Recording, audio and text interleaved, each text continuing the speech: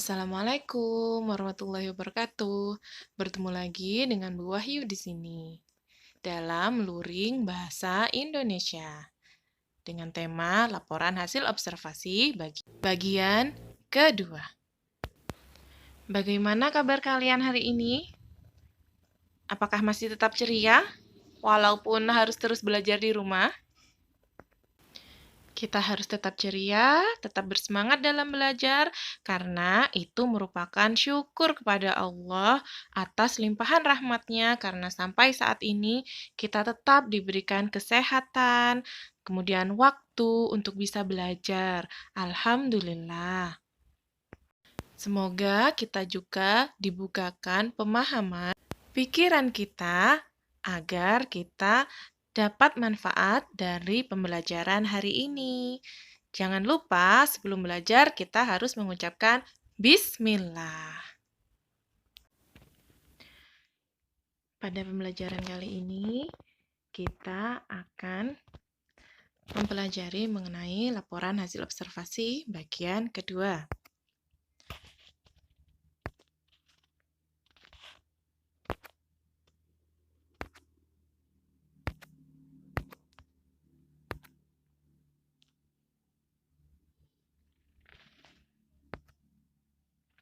Pada subbab ini, kita akan membahas tentang bagaimana menyajikan isi teks atau intisari laporan hasil observasi. Sebelum kalian menyajikan isi, terlebih dahulu kalian harus memahami apa itu struktur isi teks laporan hasil observasi sebagai berikut. Yang pertama, pernyataan umum atau klasifikasi, yaitu bagian pembuka, pengantar pada bagian atau struktur, selanjutnya yang lebih rinci atau detail. Bisa jadi bagian ini berisi klasifikasi atau penggolongan maupun pengetahuan umum mengenai objek yang diteliti atau diamati. Yang kedua, deskripsi bagian. Berisi garis besar pemahaman, pengkajian objek, serta penjelasan detail mengenai objek ataupun bagian-bagiannya. 3. Deskripsi manfaat. Berisi pernyataan mengenai manfaat penelitian maupun objek yang diobservasi dalam kehidupan ini. Contoh dengan judul Panas Matahari.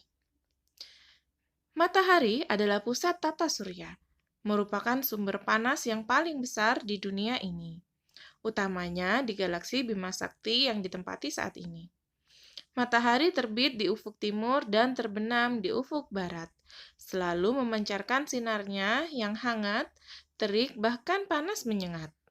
Masya Allah, sungguh sempurna Allah Ta'ala yang menciptakannya. Pada pagi hari, sinar yang dipancarkannya indah dan hangat, menandakan dimulainya hari.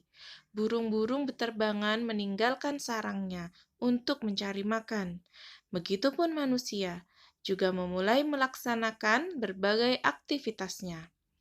Siang hari, sinar yang dipancarkannya berubah terik dan cenderung panas. Hal ini dimanfaatkan manusia untuk mengeringkan pakaian, menjemur hasil pertanian seperti padi dan jagung.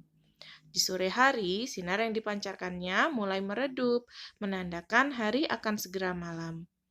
Waktunya untuk kembali pulang dan beristirahat bagi semua makhluk. Begitulah peran matahari yang sangat berarti bagi kehidupan ini, terutama bagi manusia dan makhluk lain ciptaannya. Sinarnya menunjukkan waktu-waktu tertentu untuk melakukan aktivitas dalam kehidupan. Nah, dari contoh laporan hasil observasi sederhana tersebut, kita akan tentukan manakah yang menunjukkan bagian pernyataan umum atau klasifikasi, deskripsi bagian, dan deskripsi manfaat. Pernyataan umum ditunjukkan atau klasifikasi ditunjukkan pada paragraf yang pertama, yaitu berisi tentang matahari itu apa sih? terus yang bagaimana sih matahari itu? Nah, itu. Jadi hanya sebatas pernyataan umum saja.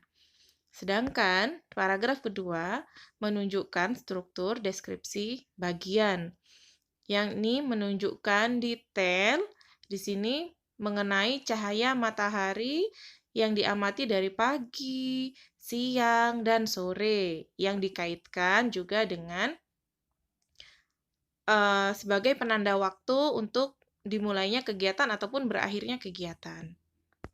Kemudian yang ketiga yaitu struktur deskripsi manfaat. Berisi, nah apa tadi gunanya untuk kehidupan? Jadi berupa kesimpulan, biasanya juga berupa kesimpulan yang disampaikan di akhir, merupakan rangkuman dari paragraf 1 dan 2.